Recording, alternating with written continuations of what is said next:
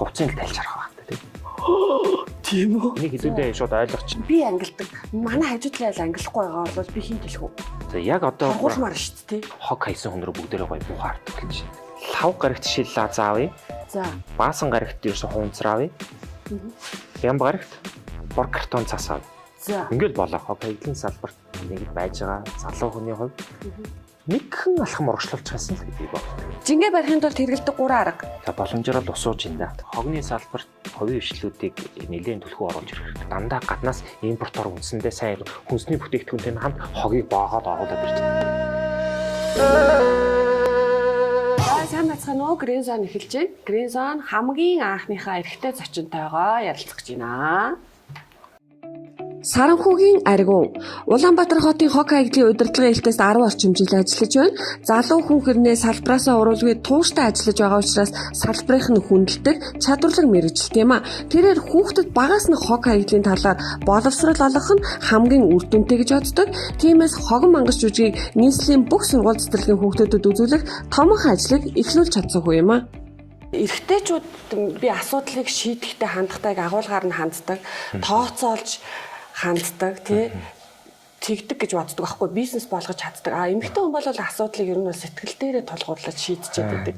Тийм болохоор энэ хог хаягдал байгаль орчны асуудалд эрэгтэйчүүд илүү оролцоосоо гэж боддог боловч зөвхөн Монгол гэлтгүү дэлхийн нийтээр л хэдэн эмэгтэйчүүд оролцоод хогоо бити хаяа гэдэг ч юм уу байгалийн хайрлыг ингээ яадах юм. Өөрийн чинь хувьд болохоор яг Улаанбаатарын захирагчийн ажлын албаны хог хаягдлын удирдлага менежментийн хэлтс. Тэгээ миний мэдхээр бараг 10 жил болж байгаа. Залуу эрэгтэй хүн баггүй юу? Тийм учраас яалтчгүй манай Green Zone орох ёстой зочин гэдэг өнөөдөр бид нар онцлон урьж байгаа. Тэгээд ажил их байсан юм шиг байна. Ирсэн баярлаа. Зүгээр тий ажил мэдээж байлгүй л яваад. Би одоо хог хаягдлын чиглэлээр ажиллаад 3 жил орчим болж байна. Надаас хүмүүс маш олон зүйл асуудыг. Тэгээд тэр асуусан асуултын хариулт нь ихэнхдээ энэ төр засгийн байгууллагуудтай холбогдоод байдаг учраас өнөөдөр яг би асуудлыг мэдж байгаа боловч надаас хүмүүс асуудаг асуултыг би түлхүү өөрөөс чинь асуун шүү гэд бүр ихэнд нь хэлчихье. Окей, тэгэлгүй яхав. За төр гээл хог хаягдал гээл ярихаар амар хүндрэх гэдэг нэг гэж ойлгох үедээ. Тэгэхээр аль болох хөнгөн, аль болох энгийн байдлаас нь явна. Тэгээд хоёлаа яг контентыг эхлэхээс нь өмнө өөрөө чинь бас хүмүүст ойлгуулах үүднээс, бас гой задлах үүднээс нэг тоглоом тоглоё. 5 секундэд хариулна. За. 5 секунд гэдэг чинь маш хурдан сэтгэнэ гэсэн үг шүү дээ. Эрг хүснэгээ бид орох боломж олдод хамгийн түрүүнд юу хийх вэ? 3-ыг нэрлэнэ үү? Бүх хувцсыг тайлж арга. За тэгээд За болсон. Болохоо. Ажлаа бүтээлгэх 3 арга. Ерөөсөө найрсаг харилцаа. Нэг л зүйлийг найрсаг. Хогоо багсах 3 арга. Хогоо багсах 3 арга хин ярьчих гэдэг. Гэхдээ 3-ыг хэлж болно шүү дээ. За, эмэгтэй хүнээс сонссон хамгийн гой 3 үг.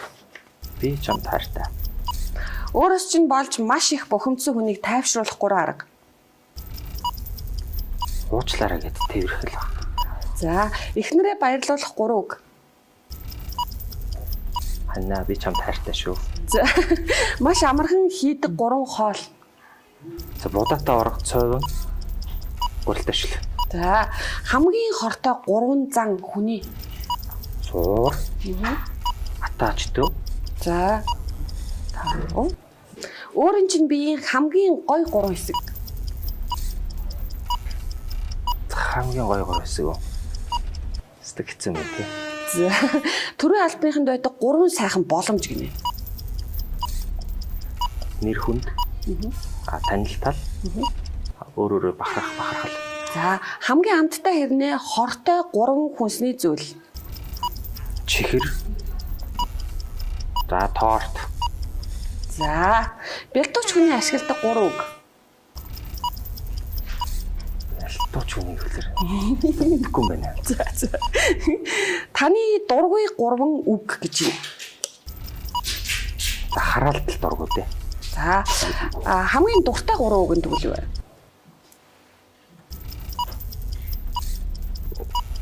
Нөгөө хатуун зөөлнө. Өшөө зөөлнө.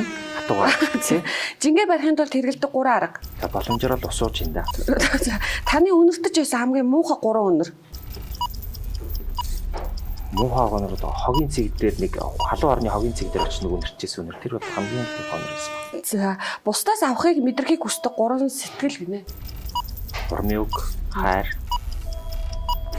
Амтны хэл сурах боломж олдвол ямар 3 амтны хэл сураад юуны тухай ярих вэ? 1 Шууны хэлийг сурчт юм. юу ярих юм бэ? Бас тэр дээгүүр нисж явахдаа их юм ярьдаг байхад тэгээд. Хоккей хэлний менежментийг шууд хуулбарлах боломжтой 3 улсыг нэрлэнэ үгнэ. Япон. Солонгос. За 3 хүний компьютерийг хакердах боломж олдвол хинний компьютерийг хакердах вэ? За Монгол Улсын ерөнхийлөгч. За Монгол банкны ерөнхийлөгч. бах за. За тэгээд одоо өөршөө за Facebook-ийн эзэн чинь хэм блэ? Зүкерберг. Зүкербергийг хакерт. Өөрийг нөө. Тийм болох байгаа юм л. За ямар ч байсан асуултанд хариулаа. Одоо хоёулаа яг нэвтрүүлгийнхаа гол агуулга руу оръё. Дэлхийн нийтээр ер нь хүн төрөлхтөн хок хаягдaltaа живж байгаа болохоор ангилахгүй бол болохгүй гэсэн ийм хандлага дэлхийн нийтэд явж байна л да. Хэрвээ ангилахгүй бол хүн төрөлхтөн өөрсдийнхөө одоо булсны нүхийг ухаж эхэлж гин гэсэн ийм хандлага байгаа. Монгол ч гэсэн яваад эхэлсэн. 2017 оноос Улаанбаатар хотын захирагчийн ажлын алба яг энэ ажлыг хаан улдургийн зарим хороодод туршаад эхэлсэн. Үрдөө ямар байгааг би өөрөө бол хэлэхгүй хүмүүс төртөдрөө мэдж байгаа хэл та бүгдийн хувьд ямар вэ? Алдаа оноо байна гэж харж байгаа. За. Алдаа байна, оноо. Гэхдээ би бол оноо нь их байна гэж харж байна л да. Цөөхөн хэдэнд ерөөсөө энэ дээр гол харагдсан юм зүгээр нөгөө түрүүний л ихний ярьдны хандлага л харагдаж байна. Ерөөсөө хогийг хэн үүсгэж байгаа? Иргэн үүсгэж байна. Тэрийг нь яг зохицуулаад, суглуулад тухайн орчинд нь эвтэйг хадгалан сөөх байдаг юм байна. Тэрэнд нь хүү хай гэж шаардлага тавьж захиргааны талаас дэмжлэг үзүүлэх нь хороо байдаг юм байна. Хогийг нь цагийнх нь хуваарийн дагуу хуваарь төдрөөд ашиг түүх байдаг. Талуудын оролцоо бол хамгийн чухал. Талуудын оролцоо нэг тал л ажиллаа хийхгүй, нэг тал сэтгэл гаргахгүй бол энэ ажил унаж байгаа. За хэн сэтгэл гаргахгүй байна? За энэ төр жишээлбэл одоо аль тал нь. Жишээлбэл одоо иргэдэн одоо нийт 100 одоо суугчтай орон сууц байлаа гэж тэрний 50% нь хогоо англи гэдэг сэтгэл байгаа, 50% нь сэтгэлгүй байх юм бол тэр ажиллагаа зогсохоос магадлал их өндөр байсан. Гэхдээ яг 50 гэдэг бол өндөр тоол та. Тэр зөвхөн цөөхөн хитэн айгүй сэтгэл өндөр байдаг. Бусдууд нь бол дадал болгож чадаагүй. Тэнгүүд нөгөө сайн сэтгэлтэй улсуудынхаа үйл ажиллагааг болж одоо доош нь орногчдаг гэдэг юм. Дээрэс нь за тэгвэл цөөхөн байж болно. Цөөхөн байрны цөөхөн хитэн англиад ингээд тавьчлаа. Тэрийг нь манай дүүргүүдийн тогшуулчгийн компаниуд ирээд ачхаар гарна. Гэхдээ тэр маш бага хэмжээний хог англигдсан учраас тэр болгоныг ирээд ачна гэдэг бол зардал нэгдүгээр хүнд байдаг. Тэгэнгүүт түүх үндсэн хуваарийн дагуу үндсэн хог ачгаа дээр түүх бүхэлд нь ачаа явчихж байгаа. Тэрийг нь тэнгүүд бүхэлд нь ачлаа л гэж харж байгаа юм да. Уул нь бол бас их тийм биш юм байна. Энийг бас би бүр хэлье гэж бодоод байгаа байхгүй. Нөгөө хог түүхч тэр ачигч нар гэдэг манай жолооч хүмүүс шүү дээ. Эдгээр чи өөрсдөө тэр хогийг ачихтаа аль ч холимог одоо ч гэсэн тийм ажиллаж байгаа. Ачихтаа хунцрын шил аз тусданд ялгаад нөгөө жоншинт хийчдэг. Тэрийг өөртөө гороо түүнэ гэж ярьдаг. Гороолно гэж ярьдаг. Тэгээ хийчдэг. Тэгэхээр иргэн та байшин дотор ганцаархнаа ч хогоо ангилсан байж болно. Аруулаач ангилсан байж болно. Хог түүхчд ч хэрэгтэй. Тэнд байгаа хогийг нь бүтээр нэрээд ачих хогийн ачигчд ч хэрэгтэй. Тэр ачигчийн цайны мөнгө одоо болчдөг учраас түүнээс тэр холигдож ачигдангуудаа хогийн цэг дээр дарж болгодоод байгаа юм биш шүү гэдгийг зориу цохож хэлмээр байгаа. За яг тэгээд идэг. Одоо энэ нэг захирагчийн ажлын албанаас хогоо ангилах хөдөлгөөн гэдэг юм эхлүүлсэн байгаа тийм. Энэ хөдөлгөөний талаар та нар ингээд сошиал мэдээлэлүүд тавиад эхэлсэн чинь хөдөлгөөн биш шүү дагаж мөрдөх журмал гаргамаар гамаа. Ер нь бол тийм баахан сэтгэл яриад хүмүүсийг ингээд тэгэж ингэж уриалал ахаа яг ажил болохгүй байна. Жишээлбэл яг хэлж ин тийм бид нар ингээд ангилчдаг, ангилсан хогийг маань яг үйлдвэрүүдэд хүргэж өгөхгүй байх гэдэг юм ярьдаг байхгүй юу? Энэ иргэд маань яг зүгээр нэг талаас яг бас мэдээлэлгүй байгаагийн шинжилтэй. Мэдээлэлгүй байгаа. Бид бас мэдээлэл өгөөгүй юм л бас буруу бах бидний юм. Тэгэхээр энэ ангилж байгаа хамгийн багадаа хамгийн минимум түвшинд ангилалт хийж байна. Ангилчлаа түрүүний миний хэлдгээр тэр хогны машины жолооч ачигч хоёр горооны буюу жижиг шуудаанда тэр жоншинтай хийгээд аваа явлаа. Хогийн цэг рүү явах замдаа хоёр дахь түүхийн эдийн төв дээр буулгаад цайны мөнгөөр худалдаад цаашаага бусад боловсруулах боломжгүй хаягдлуудад хогийн цэг дээр авч боолоод.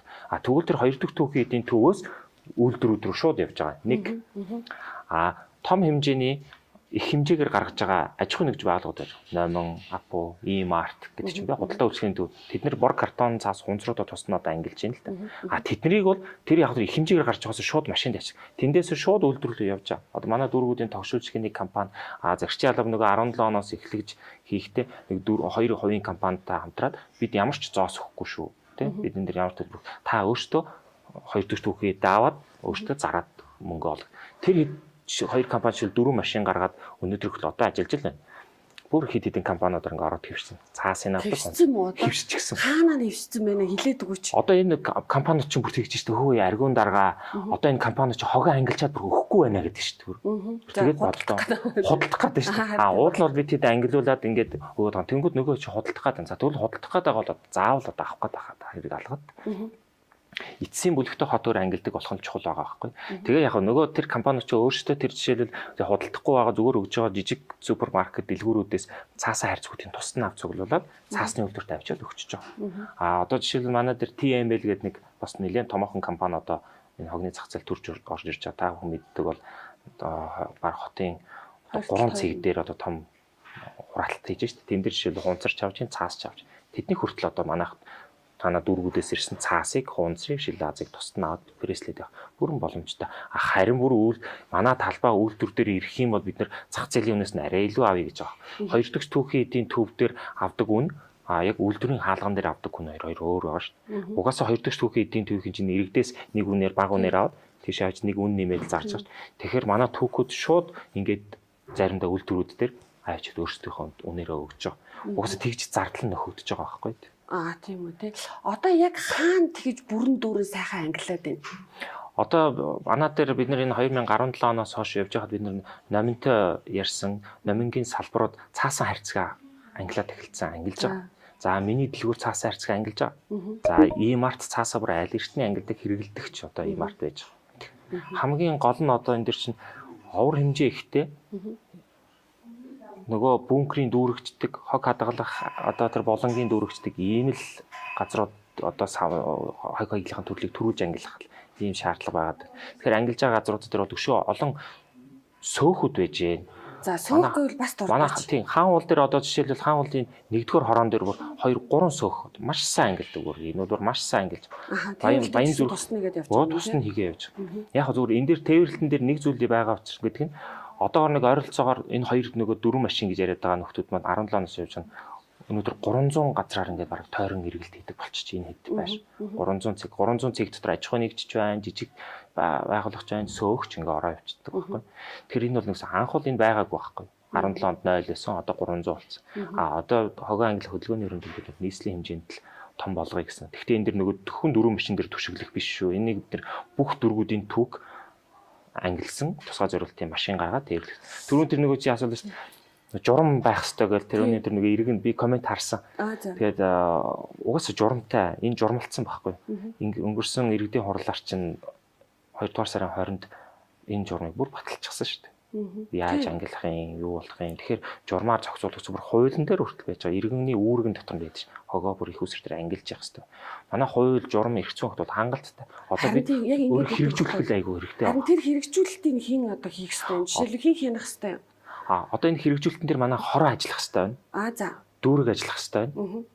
Энэ дээр одоо нөгөө сэтгэл гэдэг юм байх хэрэгтэй байхгүй. Түүнээс одоо за би сэтгэлгүй байгаад 1000 хууль бариад тэр хүмүүс ажиллахгүй байна яг гэсэн юм дээр. Гэтэ ер нь бол сэтгэлтэй хүмүүс чинь 10 хүний 1 2 л байдаг байхгүй да. Бусад 8 хүнийг бол татвараар эсвэл айлган сүрдүүлэх тийм мал явж штэ бусад улс орнууд. Уул нь тийм байна.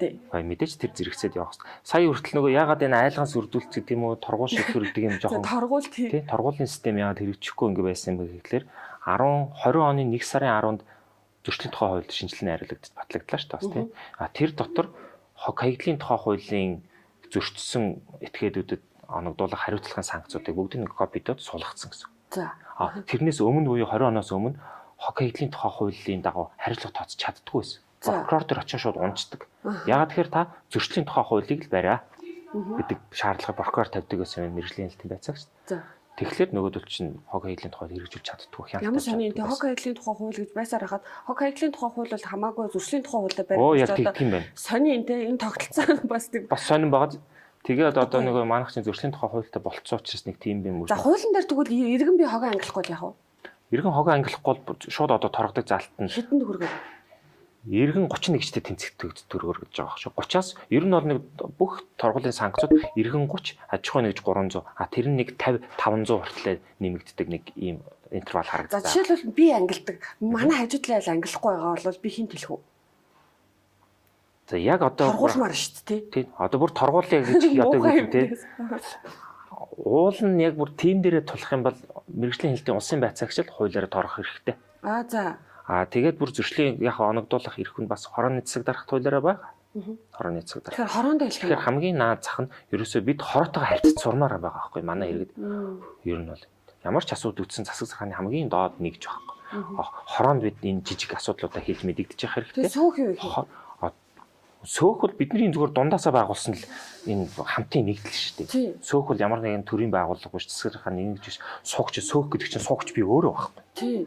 Сөөх бол тэнд одоо хорооны үрг үүсгэх хяналт тавих үрг биш байхгүй да. Гэхдээ сөөх гэдэг чинь хүмүүс ер нь бол сөөхөг яриад байдаг байхгүй. Сөөхөн дээр маш сайн ажиллах хэрэгтэй гэдэг. Мөн л дөө. Мөн. Тэгвэр сөөхийг одоо ингээд яг хуулиараа бол сөөхнийг үүрэг хүлээхгүй юм байна шүү дээ. Хороо үүрэг хүлээх юм бэ. Яг хууль мод яг жинхэнэ албан ёсны арга хэмжээ гэдэг ч юм уу тий хуулиа хэрэгжүүлэх тал дээр бол сөөх биш хороо шүү. Хамгийн шилдэг. Тэгвэл иргэдээ ер нь бол та хогоо ангилдаг бөгөөд хажуу айлынхын чинь хогоо ангилахгүй байх юм бол нийлж ягаад сөөхтэйгээ харин хамтарч агаад хорооныхаа засаг дарагт өргөдөл гаргаад тэгээ торгуулах боломж бол байгаа юм байна. 50,000-аас 500,000 төгрөг тий. За иргэдээс бас нэг асуудаг зүйл бол ийм. Гэхдээ дэлхийн бусад улс орнууд буюу энэ Япон солонгосууд чинь даваа гарагт хуванцар гэж гаруудчих юм уу тий. Шил лаз мягмарт гэд ингээд хуваар гаргацдаг. Энэ нь маш ойлгомжтой байдаг. Тэгээ ингэчиж болтгүй юм уу? Бид нар гээд юу болоод байгааг ойлгохгүй учраас ангилж чадахгүй юм яг тэгж. Яг үнэ. Одоо яг наад энэ хувилбар чи одоо хүмүүсийн хилээд байгаа зүйл Японы болоод байгаа зүйл чи одоо яг бидний хогоо англи хөдөлгөөний өрөөнд одоо хэрэгж эхлүүлэх гэж бэлтсэн эхлэх гэж юм л да ерөөсөө өнөө маргашгүй хэлж шүү дээ. Бид нар одоо постер хийлсэн та постер харсан гадуур ингээ постер яваад эхэлсэн байгаа. За. Лав гарагт шил лаз аавь. За. Баасан гарагт ерөөсөө хуванцар аавь. Бям гарагт бор картон цас аавь. За. Ингээл болоо. Энийг хэн авах юм? Манай дүүргийн тогшуулчны компаниуд яг энэ өдрүүдэд бүх одоо өөрийнхөө хариуцсан хороо нутаг дэвсгэрийнхээ орон сууц аж ахуйн нэгжүүдээр нөгөө тойрдог маршрутын дагуу машин болго өөрийн гэсэн хуваартай байгаа шүү. Тэр хуваараараа яваал аав. Тэр өдөр зөвхөн хуванцраал аав. Тэгвэл нөгөө урд нь ажиллаж исэн хоёр компани ч орохгүй нэ тий. Тэр хоёр бол түүхийнх нь л оролцсон шүү дээ. Үндсэн одоо түүх чинь бол өөрөө бид нар чинь нийслэлийн 9 дүүрэг чинь одоо 20 түүх ажиллаж байна. 20 түүх өнөөдөр 270-80 гаруй машин байж байгаа байхгүй. Энэ машин маас өөрөө бүхэлдээ ажиллаж иж нийслэл тогт бүтсэн том систем ажиллах байхгүй. Түүнээс дөрөвд машин бол бид нар яг туршилтын хугацаанд яаж эднийг нөгөө формата тогтохын тулд энэ нөхдөдтэй хамтарч ажиллаж байсан. Эдгээр бол яг зах зээлийн зарчмаар ажиллаад өөртөө явж болох байх. Одоо бол хотын хэмжээнд ижил форматтай, ижил зохион байгуулалт тогтцсон нэг системээр явах зайлшгүй шаардлага байгаа байхгүй. Баян зүрх нэг өөр юм яриад, сонгон нэг өөр юм ярьж болохгүй учраас хуваарийг дунд нь нэг болгосон. Бид нэр түүхүүдтэйгээ ярьж тохироо за ерөөсөө айлч дүүрэг хаанч байсан баасан гарагт хуванцар шүү. За тэгээд сая би 3 ангиллын тухай 3 гарагийн тухай лавг баасан бям гэдэг 3 гарагийн тухай ярьлаа шүү. Энийгээ бид нар нийт дэлгээд эхэлчихсэн дийлгэж. Одоо тэгтээ яг хэлээ л да лав шил лаз. Шил лазаар гаргачих. Тэгээд яах нь вэ? Тэгэхээр чин лавд ирж ачиж авах юм бол мегмар гаригийнхаа оройн гаргаж очих нь шүү дээ тийм үү? Яг тийм. Мегмар гаригаа орой тавьж болж гин лав гаригтаа гаргаа тавина хамаагүй. Тий явна. Баасан гарагт цаас. Биш баасан гарагт хуванцар шүү. Хуванцрууд. За хуванцар дээр бол ялангуяа ундааны сав пет бодлуудаа хэдүүлээ ядаж ихний элчинд явъя гэж байгаа. За бям гарагт цаас. Цаасан дээр бор картон цаас гэл хэдүүлээ котлж. Түүнээс одоо бичгийн цаас тий одоо чиний бичиж байгаа энэ миний одоохондоо яриад яа. Тэгэхээр бид нар энийг боловсруулах үйлдвэр технологи яг одоогоор байхгүй. Бор картон цаасыг л авч байгаа. Угаасаач биднэрт тэг болоод байгаа зүйл нь бор картон цаас л байгаа. Тэгээд яг ор хэмжээ ихтэй ор ихэр хэмжээ авч ихтэй ирсэн. Энэ цаасыгаа бодвол энийг яг бас авдаг л та. Нөгөө түмэн шуудж аваад нэг өндөгний харьцаг хийдэг. Яг түмэн шуутай бид нэр уулзна гэдэг манай түмэн шууд бол тэгж энэ бас нэг тодорхой цензуртэй авдаг юм байна л да. Бүх байгууллагаас масаар авч чадахгүй нэ уучлаарай гэдэг хэлсэн. Тийм болохоор хэлж илээ. Тэг цензуртэй авдаг. Тэрийг бол тодорхой нийлүүлэгч нараас л авдаг гэж хэлээ. Тэгэхээр бид нар нийтэд зарлж чадахгүй байгаа. Яах авахгүй масаар авахгүй ч гэсэн. Нэгт. Тэгээд яг одоо хоёулаа нэг алхмын тухай ярих гэж байна. Иргэн ангилчлаа. Би 7 хоногт нэг л удаа та гаргана шүү. Та 7 хоног хадгална шүү харин гэдэг л хэлэх гээд байна. Иргэн аж ахуй нэгж. Түүнээс та дуртай цагтаа хогоо гаргадаг хэдүүлээ болчихвол хэрэгтэй. Тийм шүү дээ. Таныг сая иргэн дуртай цагтаа хогоо гаргах юм бол сая момент хэдэн тэрбум моментод хогны машин гүйжиж бол аваад ич уусал амжихгүй. Тийм. Тэгвэл өнөөдрийн байдлаар хог ингээд үүсэл үүсдгээр. Тэгэхээр яг нь бид нэр цагт баригдаж сурах хэрэгтэй, хуваарьт баригдаж сурах хэрэгтэй учраас хуваарийг одоо нийслэл даяар мөрдүүлэхээр гаргаж байгаа гэсэн үг. Одоо баасан гариг болгон туунцар. Та баасан гаригт туунцараа гаргаад бям гаригт танагт туунцар байх юм бол та за дараагийн баасан гаригт туунцрын өдрөмж тэр болтол би цуглуулад хадгалжий гэдэг зарчмаар барих хэрэгтэй. Аж ахуй нэгж ч юм уу адилхан. Яг энэ тэр танд гай болохгүй, үнэр та нар бий болгохгүй, танд ямар нэгэн түүг удахгүй учраас та нэг болондоо уутанд хийгээд хадгалаа л. Та тэгээд тэр өдрөө л гаргачих гэдэг ийм л юм яриад байгаа. Япон солонгос энтрийг хүмүүс их жишээ болгож ярьдаг. Тэд нар чи яг ингэдэг байхгүй 7 хоног 14 хоног ангилсан нөгөө дахиж ашигладаг бүтээгдэхүүнүүдийг гэртээ хадгалдаг. Япон ялангуяа яг орон нутаг бол өөр оргийн журамтай л та. Гэхдээ бор хайрцаа гэртээ 14 хоног хадгалж иж гаргадаг шүү. Энэ бол яг Японы жишээ мөн багхгүй юу. Тэгээд хүн бас ингэж асуугаад байдیں۔ Тэгээд 7 хоног бид нар гэртээ хог хадгална гэдэг чи юу гэсэн үг гэж асуугаад байдаг. Үнхийн үнэлтэй шүү дээ. Тэгэхээр би бас юу гэж хэлэх гээд байна вэ? Хэрвээ та англиад эхэлчихэд цэвэрхэн нэг дор яг хуванцраа нэг дор, гэлгуурхтаа нэг дор ингээ хадгалчих юм бол хидцэн ш тэндээс муухан үнэр гарахгүй гэдгийг бүр хэлмээр байна. Бүр яг одоо бодчихвол би гэртээ хог ангилжаа. Тэгээ хогоо ангилахдаа яадаг вэ гэхээр яг саяны зарчмаар бүр ялангуяа би хүнсний хаягдлаа. Яг угаалт орны доотлолт нөгөө шкафныхаа хаалган дээр ингээ хийсэн жижиг саунд ингээ хийсэн байгаа юм. Жижигхэн саунд. Тэг хүнсний хаяглаа би тэнд нь ялгуулад байгаа байхгүй.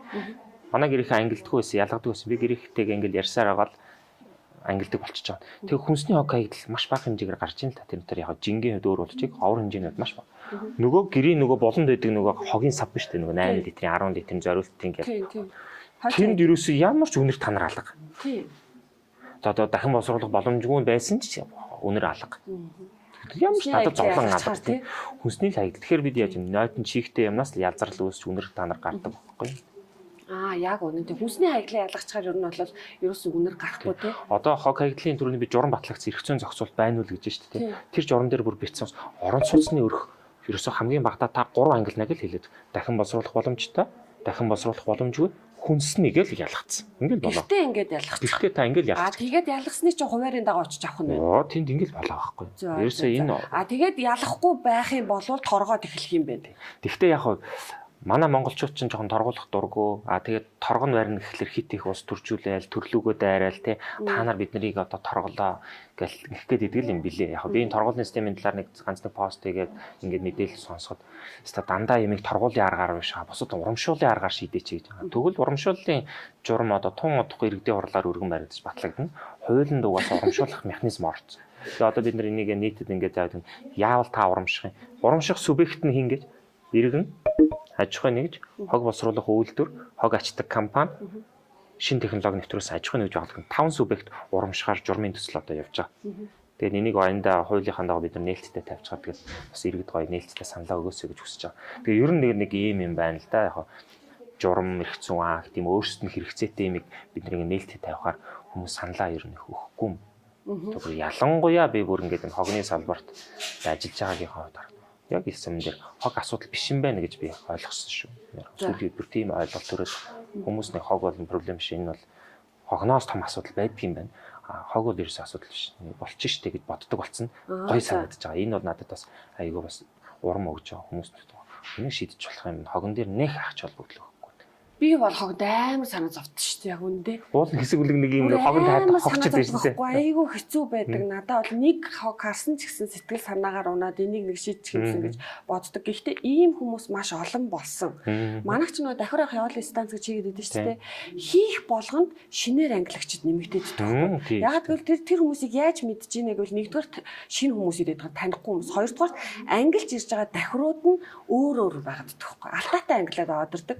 Тэгэхээр л яг энэ хүн чинь сурж эхэлж байгаа юм байна гэж мэддэг. Тэгээд эренгүүтээ танаа амиг үзээд бид нар ингээд ангилж эхэлж байгаа гэж хэлээд байдаг. Тэгэхээр энэ англиар сонирхолтой хүмүүсийн тоо бол маш их болж байгаа. Өө зөндөө одоо чинь нэг борооны дараах мөг шиг ингээл байгаа. Энэ маш гоё байгаа байхгүй. Гэхдээ энийг хэдүүлээ ингээл нэг тийм маргаашийн маргаашийн гоё юмар хармааргүй л байгаа. Энэ бол уусаа тодорхой хугацаанд үргэлжилэх гэдгийг бүгдээрээ хөлийн зөвшөөрмө. Одоо жишээл надад би нөгөө Японд одоо энэ чиглэлээр аяг зөндөл олоочлоо. Тэгээ Япончуудаас би ингээ асуух та нар яаж энэ зүгшин гэхлээр надад кино үзүүлдэг. Одоо ч надад кинонд байж байгаа. Хайл 50 жилийн өмнөх Токио хот. Яг манай гэр хороол шиг гудамж руугаа хогоо ингээл асгаал угаацсан асгадаг байжсэн. За тэгээд яаж өөрчлөгдсөн киногоор. Тэгтэл тэдний хийж байгаа юм үгүй энэ хүмүүсийн энэ тархинд нөлөөлөхөд аргуунаа тий 50 жил Япон бол зарцуулсан байдэн шүү тий гэж байгаа. Яг тэр маш олон сая хүн амтаа 50 жил гэдэг чинь бид 50 жил хүлээхгүй гэж байгаа байхгүй. Ягаад тэгэхээр Япон Монгол хоёрын хооронд нэг ялгаанд байж нэг гэхээр Японд маш олон сая хүн амтаа. Монгол 1.5 сэд ялангуяа нийслэл бол бүр уучлаарай жоохон шүү дээ. Гарч байгаа хог нь бид нэр хариугүй жоохон гаргаж байгаа. Хариугүй жоохон тэр том орнуудтай харьцуулах юу ч. Тийм жоохон. Дээрэс нь Монгол хүний юмд амархан дадах, сурах нь Японтай харьцуулахад гэдэг нь бусад дэлхийн улс орнуудаас маш түргэн хурдан. Бид нар одоо бүр ийм жишээг би авдаа. Бид нар автобусанда уртлынхаа хаалгаар ороод сурцсан шүү дээ. Тэгэл боддоо тий. Тийм шүү дээ. Сурцсан шүү. Тий, сурцсан шүү. Одоо яг кондукторт мөнгө дөргөө зарим эмээ өвөнөр уртлын хаалга руу буух гэж зүтгэдэг шүү. Тий. Одоо эмээ өвөнөр ямар өчртэй үл нэр. Яг тэр чинь нөгөө хүний нөгөө дагдал байхгүй тий. Бас тийм урдуураа буудаг байсан гэдэг. Тэгтээ масаараа энийг бид нэр 100% биш гэсэн масаараа бид урдуур нь хөрхө ороод ингээд гоод сурцсан. Энэ маш богинохон хугацаанд сурч. Миний 2-3 жилийн хугацаанд сурцсан шүү дээ. Хогон дээр ч гэсэн бид 2-3 жилийн хугацаанд хогийг ангилуулах бүрэн боломж байгаа. За, ёстой гой юмнууд хийгдэж байгаа юм байна. За, бас нэг асуудал. Ер нь аливаа аймаг том болсон. Сайн нөгөө эмээ өвөнөр нэг ихний хамгийн уртлын хаалгаар буухад зүтгээд байна гэдэг шиг ямар нэгэн эмийг хүүхдэд ингээ багаас нь заагаад өчглөөр яг тэр нь дадаад амьдралын хэм маяг болоод ингээд зурчдаг. Тийм учраас бид нар ингээд том болсон үнийг хөө чи хогоо ангилтэй торгон моргон эсвэл сэтгэл толгойн доторх хогоо хаймаа гэдэг ингээд уриалж яхаар хүүхдүүдэд заагаад өгчих нь хамгийн амар байгаад байгаа байхгүй. Тийм учраас боловсролын системд буюу бага ангиас цэцэрлэгтэн хүүхдүүдэд ингээд ангилуулах тал дээр анхаарах хэрэгтэй гэд. За энэ дээр бас захирагчийн ажлын алба бол одоо тодорхой хэмжээний ажлууд хийгээд эхэлж байгаа. Нэг хэсэг би үнэндээ яг хөтөлбөр байдгүй юм байна гэсэн бодолтой явсан. Яг бол сургуулиудаар би хичээл заагаад яваад байгаа шүү дээ. Ерөөсөө байдгүй юм байна гэж бодсон. Тэгээд одоо болохоор та нар нэг яг ийм хөтөлбөр батлуулаад формат гаргаад явж байгаа юм билээ. Энэ талаар яриач. Окей, уул нь энэ хог хэвлэлийн тухай хуулинд байдаг байхгүй. Аль 17-нд хог хэвлэлийн тухай хуулинд боловсролын сайдад өгчихсөн бүр үүрэг өгдөг байхгүй. Хог хэвлэлийн боловсролын тухай агуулгыг боловсролын агуулга тусгаа гэдэг бүр боловсролын сайдын үүрэг байдаг. Яг энийг маань одоо боловсролын яам маань энийг анхаарахгүй л хог гэдэг энэ анхаарахгүй байгааг нь илрэл нэг чухал гэдэг биш гэж үзээд байна. За математик болгочих гэдэг. Тийм болохоор яг нэгэнт одоогийн сургуулийн хөтөлбөр агуулгад улаан цайм юм хогтоол бат юм ороогүй учраас Улаанбаатарын зарчийн алба бид нар энэ хогийн ангилах хөдөлгөөнийхэн хүрээнд хамгийн том анхаарал тавьж байгаа ажлууд энэ ерөөсө хүүхдэд нөлөөллийн ажил хийгээд тэгээ нөлөөллийн ажил хийхдээ нийслэлийн бүх сургууль цэцэрлэгийн хүүхдүүд нэгэн ижил мэдээллийг авцсан байхыг зорж байгаа. Тэхийн тулд одоо бид нар ерөнхий СОП буюу сургуулийн өмнөх боловсрол цэцэрлэгийн хүүхдүүд баганг дунданг ахлах гэсэн 4 үндсэн бүлгээр сургалтын формат боловсруулж байгаа. За тэр дотроосоо бид нэр цэцэрлэг бага анги 2 дээр нь зориулсан хогон мангас гэж жүжиг гараад ирлээ л дээ. Аз таарахад. Энэ бид нар манай зохиосон шүү. Тийм одоо зохиолыг бичсэн шүү. Одоо чиний анх хоёлоо урд нь уулзж байгаа чинь одоо номоо өгч ирсэн тийм хогон мангас гэх ном тийм анх дөнгөж ном гарчсан. Тэгтэл нөгөө бамбуу театрын залуучууд яг энийг жүжиг болгоод тайзны одоо бүтээл болоод амлиулаад гаргаад ирсэн. Цаг үе гоё таарлаа. Тэгэнгүүт бид нар залуучуудтайгаа уулзаад энийг ерөөсөн нийслэлийн бүх хүртэл болгоо гэд нийслэлийн боловсролын газартайгаа хамтраад ерөөсөө сургууль зэрлэгүүдээр эхлүүлээ гэд. Өчигдрөөс сонгон найрхан дүүргийн 65 дугаар сургуульаар эхэлж. 65 дугаар сургууль өөрөө 1-5 дугаар ангийн 2500 хүүхд сурдаг юм байна. Одоо ингээд өнөөдөр өглөө тоглоод 2500 хүүхд үзүүлчих чам тэр жүжигийг. Үн төлбөргүй үзүүлж байгаа. Тэгээд яг бүх нийслэлийн сургууль цэцэрлэгүүдээр ингээд аялан тоглолт хэлбэрээр явуулаад нэг талаас 45 минутын жүжиг гэж байгаа өөрөө. Тэгээд хичээлийн 45 минутын форматаар хүүхдэд хогийг яаж ангилах тухайг илүү сонирхолтой байдлаар жүжигсэн байдлаар хүргэж байгаа нэг. За тэгвэл одоо дунд болоод ахлах ангийнханд бол жүжиг үзэхээр сонирхолтой байна л да. Задуулт ч тийм арай жоо өөр өсвөр насны учраас. Тэгвэл тэдний сэтгэл зүй онцлогтон тохирол бид нар мэрэгжлийн сэтгэл зүйч, мэрэгжлийн маркетруудтай хамтраад бас яг энэ сургамжууд багш нартай тулж ажиллаад нэг ижил 45 минутын формат бэлтэж байгаа. Бэлтэж байна. Одоо удахгүй форматыг бэлэн болоод бид бүх сурах багш нартайгаа ингээд ажиллана. Тэнгүүд Баян зүрхийн сургуулийн нэг багш, Сонгон найрхан дүүргийн сургуулийн 5 дугаар ангийн, 7 дугаар ангийн багш, 7 дугаар ангийн багш хоёр хүүхдүүдэд яг тэр форматаар хичээл заах нь шүү дээ. Ингээд ирэхлээр нийслэлийн бүх сургуулийн хүүхдүүд нэг л ижил ойлголтыг зэрэгэл авъя гэдэг ийм л гол зорилтыг тавиад эхлүүлж байгаа. Энэ дээр мэдээж гэхдээ олон талын оролцоо одоо хамтын ажиллагаа бол хэрэгтэй байдаг юм байна. Зарчим ажлын алба үүн дээр илүүтэйгээр менеж хийх те зохицуулах үүргийг бид маш сайн гүйцэтгэх ёстой байна гэдэг талаас ажиллаж байгаа. За ашгүй те ямар ч үсэн хөтөлбөртэй болох юм байна. Ер нь энэ нэвтрүүлгийг сонирхолгүй болох гэдэг нь үгүй юу? Тий зарим хүмүүст бол энэ хог хаягдлагдчих айгу сонирхолгүй шүү дээ тий. Тийм болохоор хоёлаа дахиад нэг тоглоом тоглоё гэж бодож байна. Энэ тент нэг тэгсэн тэгээгүй гэдэг нэг самбар байна уу? Тийм байна тий. За бид нар ч нэг хог хаягдлгүй зэра амьдралыг ер нь бол олон нийтэд сурталчилдаг бас хог хаягдлгүй байцгаа гэж уриалдаг учраас нөө тэрийгэ бэлэгдээд тэгсэн зеро тэгсэн тэгээгүй ингэж байсан. Тэг гэж бас саатална шүү дээ. Зеро гэдэг үг чинь тэг байна. Агуулга бас гүн ганцаараа байхдаа нүцгэн селфи хийж байсан уу? Өстой гүмэн. Тийм. Та мэдсээрээ замын хөдөлгөөн зөрчичөө цагдаа ирээд асуунгуудгүй мэдээгүй хараагүй штэ гэж хэлсэн үү? Хойд мэдтивэл гэдэг юм бид нар ч байдаг. Дэлгүүрээс бараа худалдаж аваад бичүүлээгүйг нь мэдсэн ирнэ буцаж очихгүйгээр тэгээ яваад өгчөөсөн тохиолдол бий юу? Байгаа бас тийм байхгүй. Яа тийм үү. За. Ямар гоё үннээ хэлж байна. Баг залуудаа байсан зүгээр одоо нөгөө зэм зулгаагаад байгаа ш тас. За. Хамраа нууцаар ухад энэ тэнд нааж исэн үг нэ. Хөө байлгүй юм би. Тэр ч одоо жинхэнэ одоо хүүхэд авах насанд ч яг тэр ч бүрийг хийгээд ээж аавдаа бүр ингэ зэмлүүлж исэн тохиолдол байж байгаа ш тэр. Хөөе чи гэж хэлсэн ш түр. За. Хүнд худлаа утасны дугаар өгчээсэн нь ялангуяа эмэлдэг үү? Зоггүй. Үгүй юу. Цагдаад өргөжсэн үг чинь бүр гавлуулж исэн үү? Оо, байсан. Хүүхэд тахт яг тэр хүүхэд тахт хийжсэн. Өдрийн цагаар арх уугаад тасарч исэн үг чинь. Зоггүй байна. Худлаа ядлаа. Өдрийн цагаар өстой.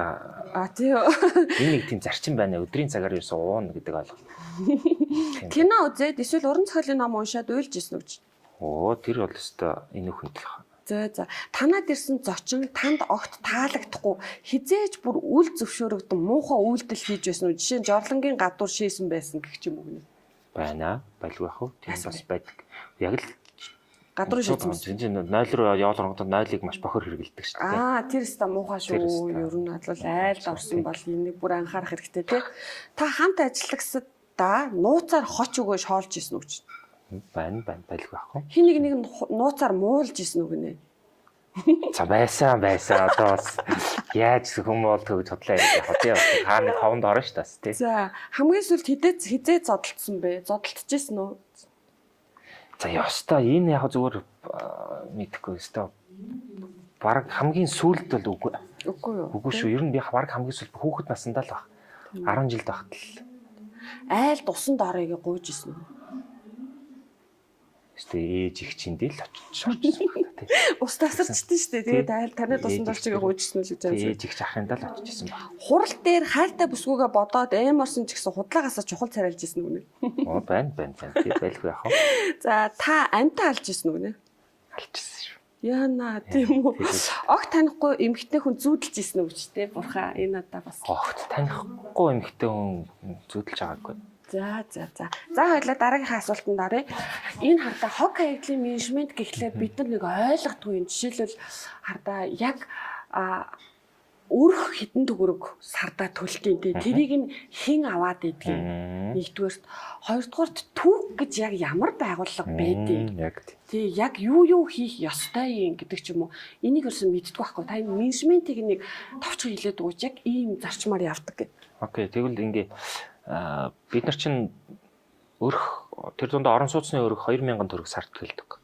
Хогны хураамж гэдэг нэртэй хуулиараа. Гэр хорооллын өрх 2500 төгрөг сард төлж байгаа.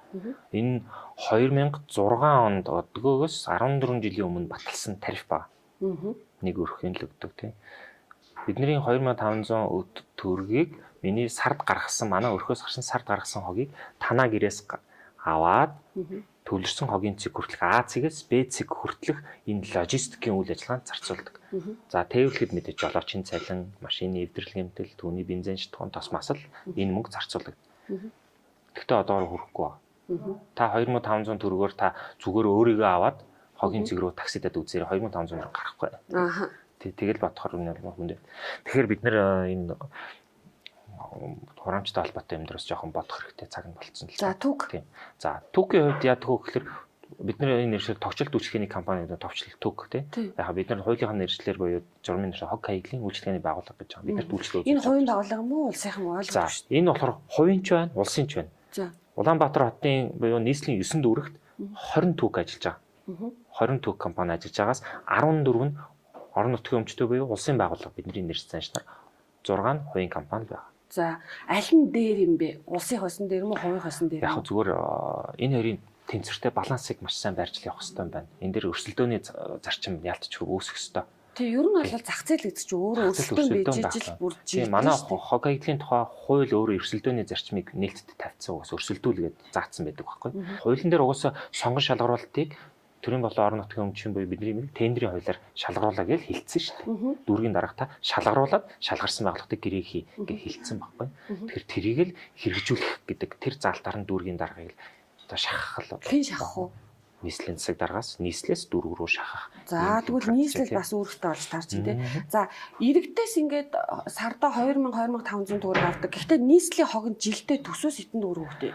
За яг дөрөвний миний хэлээд байгаа А цэгээс Б цэгт хүрэх нийслэлээс гарч байгаа айл өрх аж ахуйн боловс гарч байгаа хог хаягдлыг их усрээс нь аваад хогийн төвлөрсөн цэгт хүргэх буюу А цэгээс Б цэгт хүрэхэд 22 тэрбум төгрөг зарцуулагдж байгаа. Нийслэлийн 9 дүүргийн хэмжээнд. За 22 тэрбум төгрөгийн 14.5 тэрбум төгрөг нь аж ахуйн нэгжээс айл өрхөөс цугласан мөнгө нь л ерөөсөө тэр. За тэгэхээр үлдсэн нэг 6-8 тэрбум төгрөг гэж шүү дээ. Энэ болохоор бусад татварын орлогоос бүрдүүлдэг мөнгө гэсэн. Үндсэндээ татаас болгож хогны салбар руу оруулж ийн гэсэн. Тэгэхээр нэг бид нар хураам. Тэгэхээр энэ яагаад ингэж өөрөөс татвараас авах шаардлага үүсэж байгаа гэхээр нийт хог нөгөө 2500 2000 гэдэг чинь тариф маш нэгт бага байна. А ялангуяа гэр ороолын айл өрхүүд маань төлбөр өгөхгүй байна. Эдийн захиргааны төлбөр дээр авдаг ч гэсэн нийт гэр ороолын айл өрх нь 60% төлбөрөө төлж байгаа байхгүй. Үлдсэн 40% төлөхгүй хогоо гаргаал хаяал. Одоо асуудал. За иргэдийн хурлын дарга тэр түүх дээр одоо өөрийнхөө компанийг оруулах гэдэг тэр юу юм бэ? Ашиг сонирхол нь юу вэ? Төрөөс өгдөг энэ мөнгөтэй холбоотой юм шүү. Гэхдээ би тэрийг өстой мэдээж одоо тэгээд одоо түрүүний 22 тэрбум төрөгч нь л 9 дүүрэгт задраал хуваагдаад дүүргийнхээ иргэдийн хурал баталдаг байхгүй тэр чинь. А нийслэл тэр мөнгийг батлахгүй.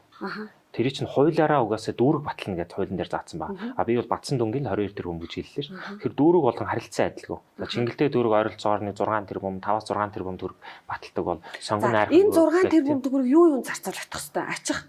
Цэвэрлэгээ. Ерөөсөө л ачиж цуглуулах. Түрүүний хэмнээ хэлдэг А цэгээс Б цэгт хүрэхэд л зарцуулах. Цэвэрлэгийн дээр дахиад мөнгө авах уу? Цэвэрлэгийн дээр дахиад нэмж мөнгө авч байгаа шүү дээ энэ усууд. Цэвэрлэгээ жишээлбэл гудам зам талбайн цэвэрлэгийн дээр хотын хэмжээнд 9 дүүрэг нийлээд 17-оос 18 тэрбум төгрөг зарцуулагдаж байгаа хаа. За 17-аас 18 төгрөг. Дээрээс нь ажилчдын цалин гэж аавна тий. Тэр саяны мөнгө чинь л цалин байхгүй. Цалин бүх юм орчин. За тэгвэл нийслэл ер нь бол дандаа машин тэрэг өгч идэг те. Гой машин тэрэг өгөөл идэг. Энэ машиныг болохоор нөгөө хувийн компаниудад ч үгэн орон нутгийн өмчтөнд ч үгэн те. Үгүй. Хувийн компанид өгөхгүй. Өгөхгүй юу? Энэ нэг талаас шудраг биш юм шиг зүгээр харагдаад байгаа. Зүүн талаасаа ч харахаар мэдээж төрийн байгууллага авах хэрэгтэй юм шиг болох гэдэг. Гэтэл энэ салбарт өрсөлдөж байгаа нөгөө од эргээд аялал зах зээлийн өрсөлдөөн болохоор хувийн төг энэ зах зээл рүү өрсөлдөхөөрөө төрөөс машин техник, автобааз, тоног төхөөрөмж нэхэх ирэх байхгүй. Өөрөө бүрдүүл та өөрөө чадна гэдээ орсон гэдэг шаардлага тавих гэдэг.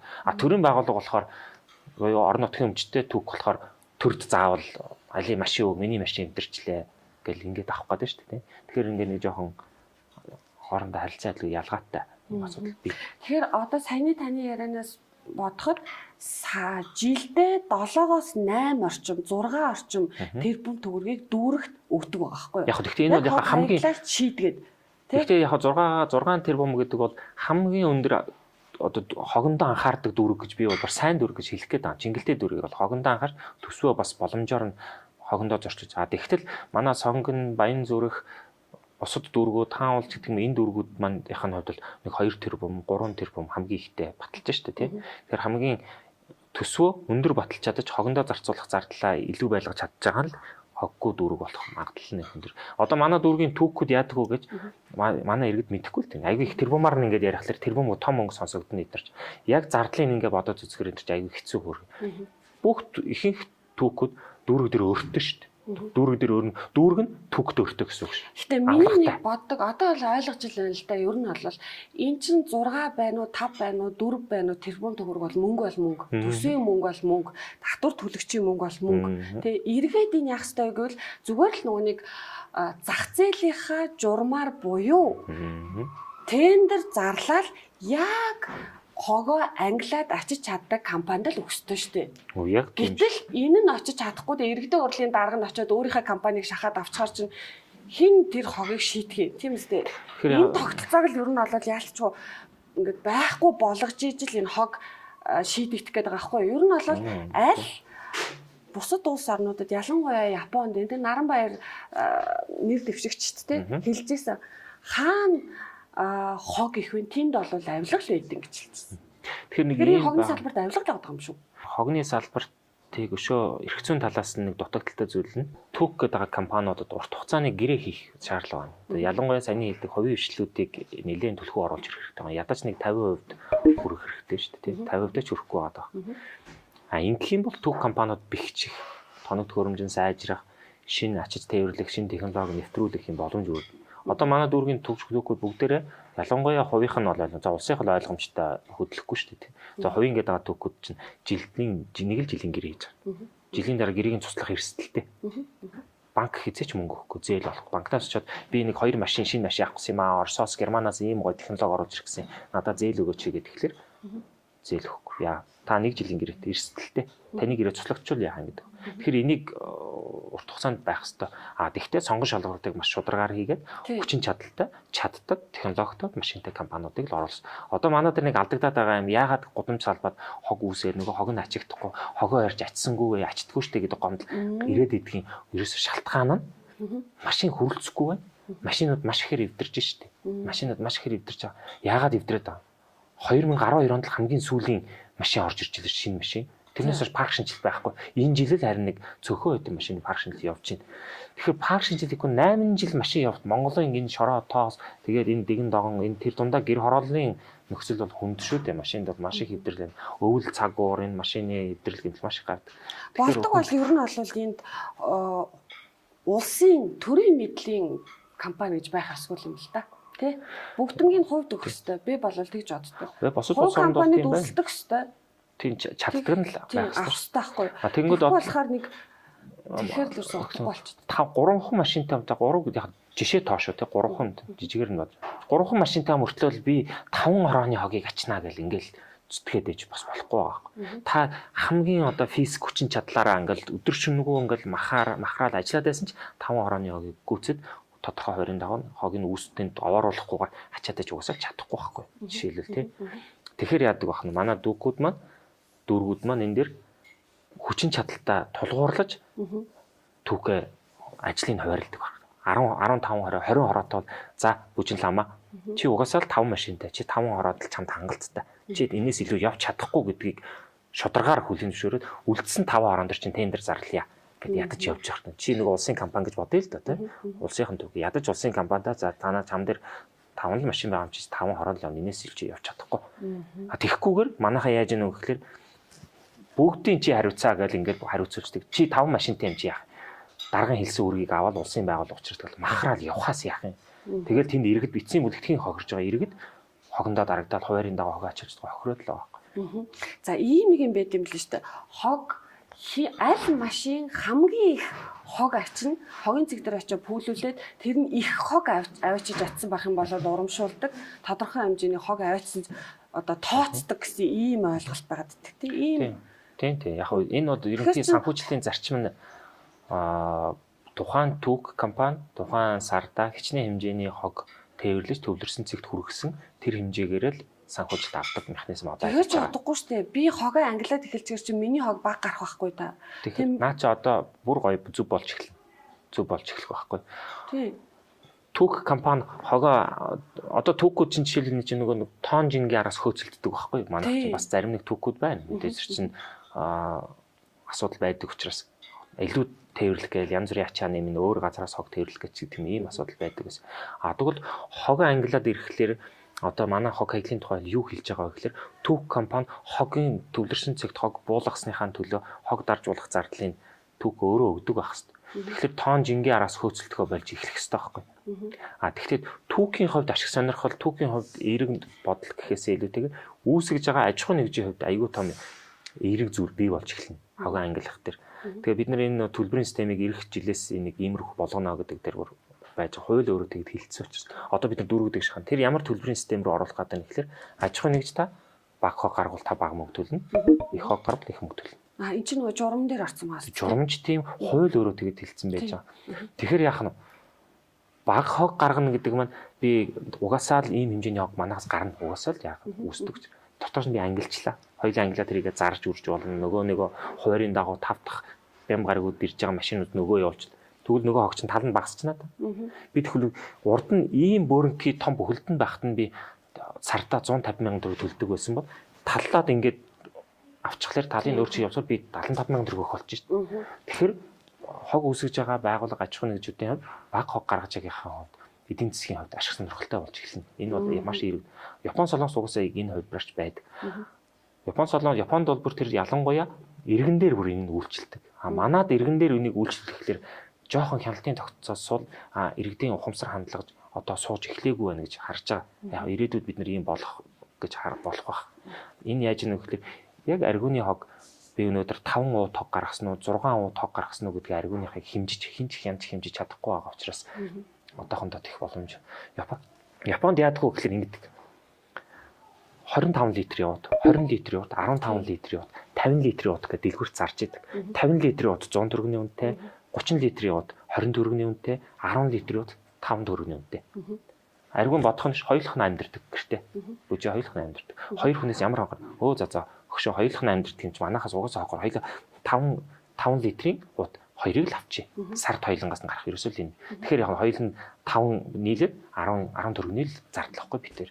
Тэгэл тэр уут авж байгаа мөнгө нь хогны санд буюу нөгөө талаас орж идэг. Энэ талд 50 литрийн ут хоёулаа ингээ зөндөө олон хүүхдүүдтэй өвөө эмээнэрт ах дүү нар хамт амьдэрдэг. Их хог гараад байгаа юм чинь 1000 жижиг ут авч чадахгүй. Тэгэхээр хэрэглээгээ мэдэж уутаа авдаг. Тэгэхээр 50 литрийн ут авахлаар би 50 төгрөг илүү төлчихөж байгаа шүү дээ. Их мөнгө төлж.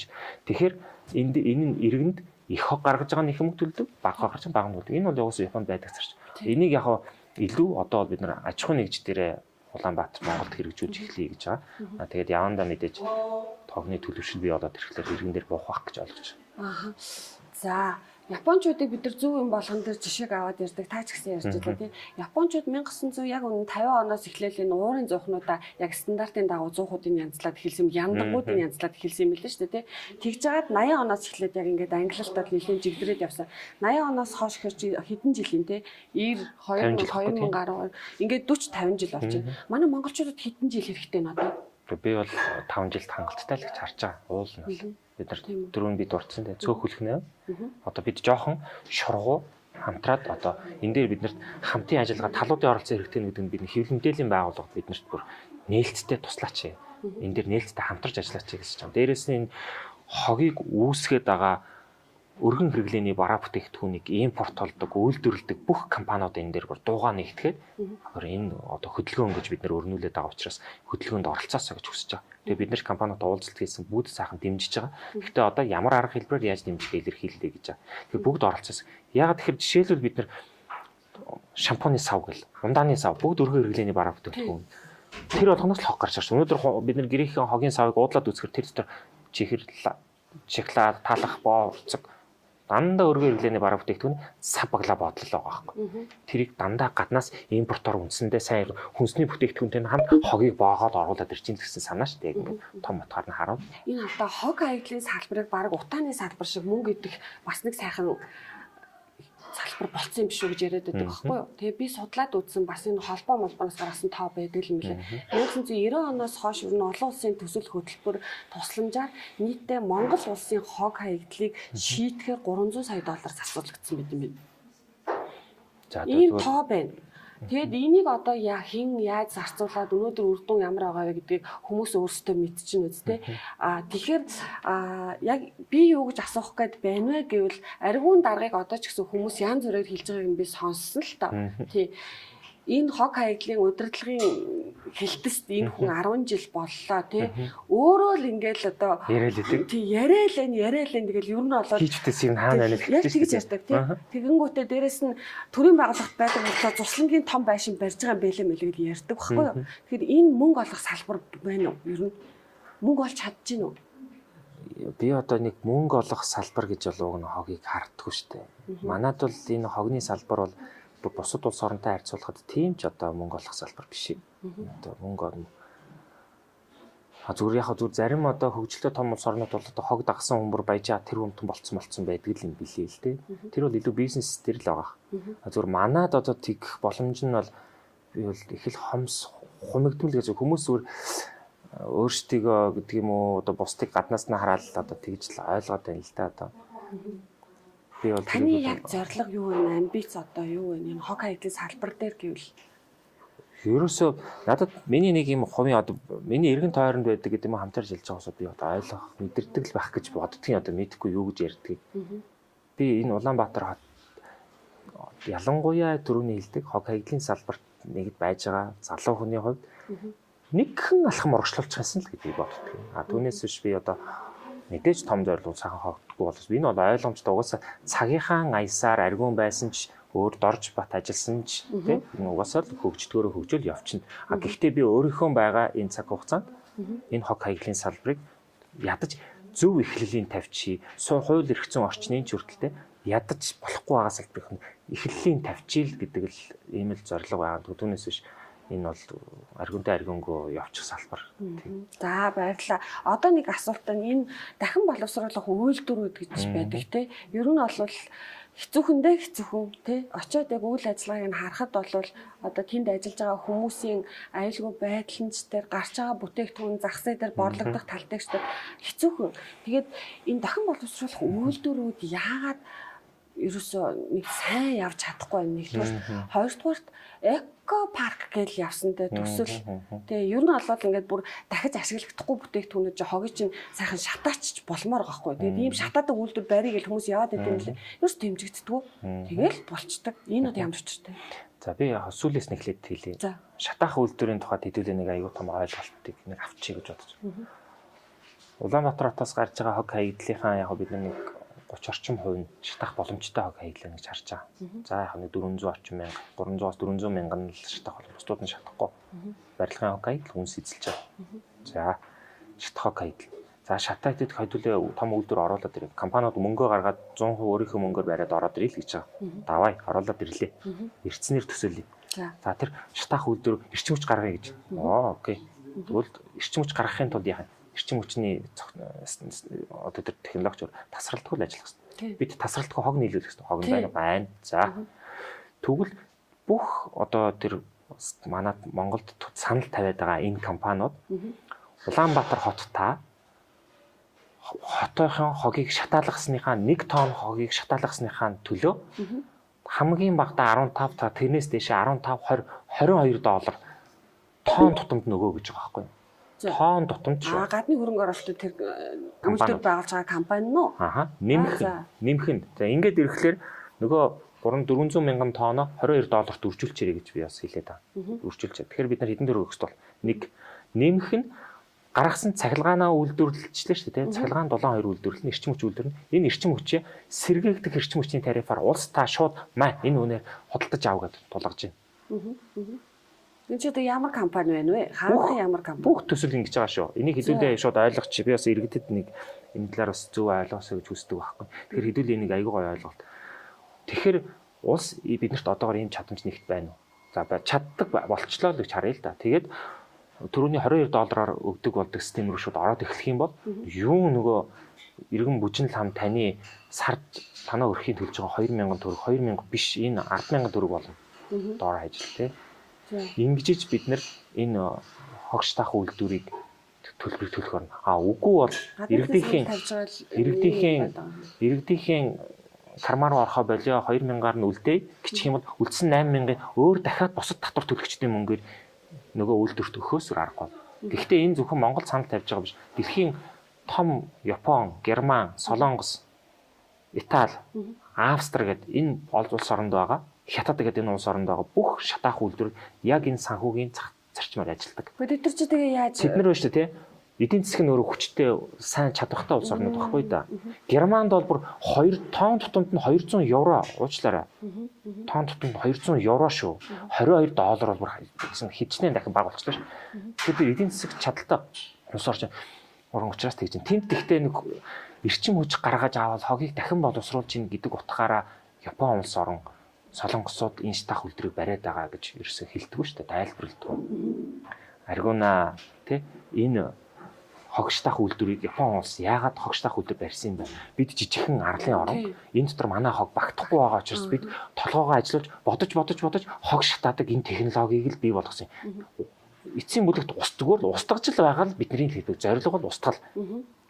Хоёр дахь үр дүн бол зүгээр яг нэг нь зүгээр шатааж явахын оронд эрчим хүч гаргаад та гэсэн байдлаар эрчим хүч явж байгаа болохоос эрчим хүчийг гаргаад тэндээс ашиг орлого одоолгож цөм баяжаад л тий гол зорилго нь энийг ингээд байгаа та ерөөсөө бишээ.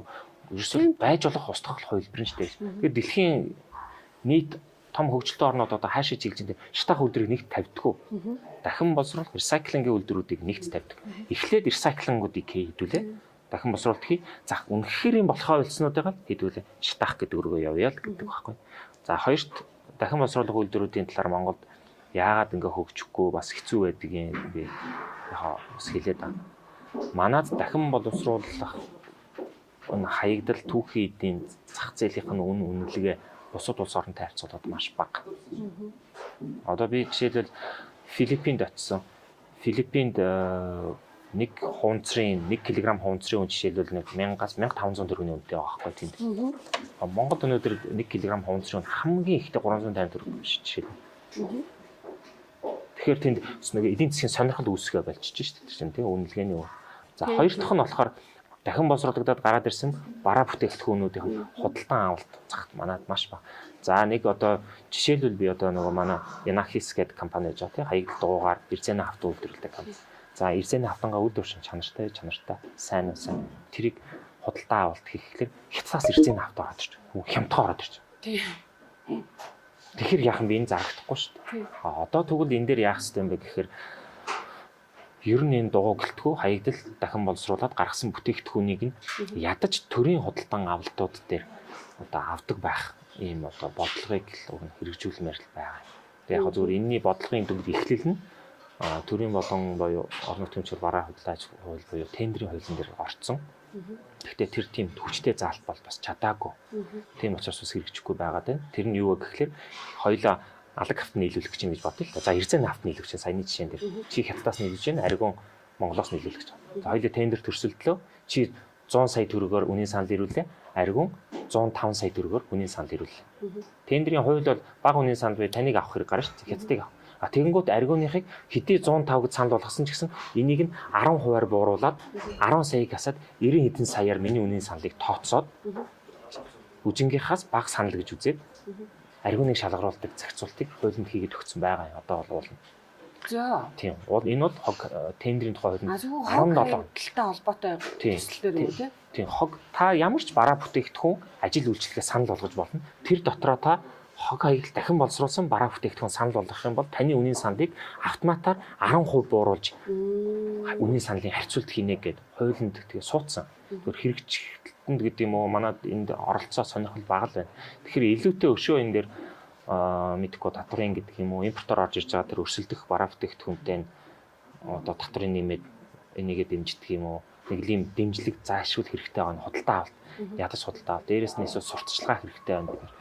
Одоо улан манай Yanakis-ийн жишээлбэл хавтангуудыг бол янз бүрийн том хотхнууд аваад хэрэглэдэг юм билээ л дээ. том заалмаал болоо хэрэгжилж чанартай болж штэ. За хоёулаа ер нь ингээд юм ярилцлага дуусгая. Тэгээд бараг цаг гарны хугацаанд хоёулаа дан хог хаягдлын менежмент хог гэрлээ.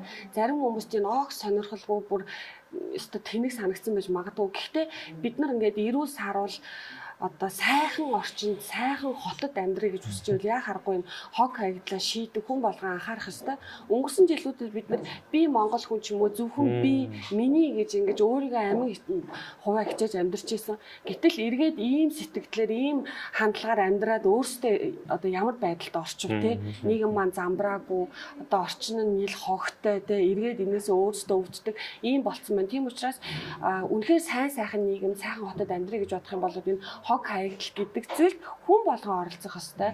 Байгууллагч нар, иргэнч нар оролцох ёстой. Тийм учраас өнөөдөр бүр Green Zone гэдэг энэ контенттой яа харахгүй нарийн даргаыг урьж оролцуулсан. Бит хоёрын ярилцах гол сэдв бол угаасаа хог байсан.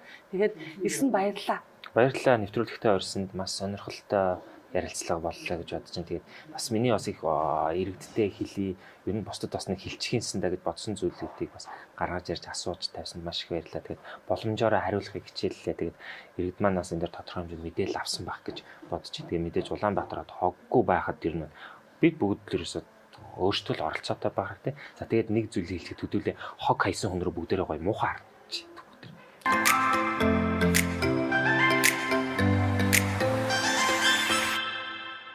Өнөөдөр би ийм гоё цай ууж байгаа. Энэ цай гоё мэн гаатай цай. Тэгэхээр одоо намар болж юм гоё ханаа томууд хүмүүс тусаад байгаах. Тийм учраас ийм гаатай цай уух юм бол дархлаа дэмжин бас сэтгэл санаач гэсэн гоё сайхан болт юм байна. Энэ бол айгүй гоё гатаатай. Тэгээ энэ цайг уухыг хүсэх юм бол Гутлын 22 яг урталтайдаг Route 22 гэдэг манай контент явдаг Green Zone-ы дэмжигч Route 22-т ирээрэй. За баярлалаа. Баяртай.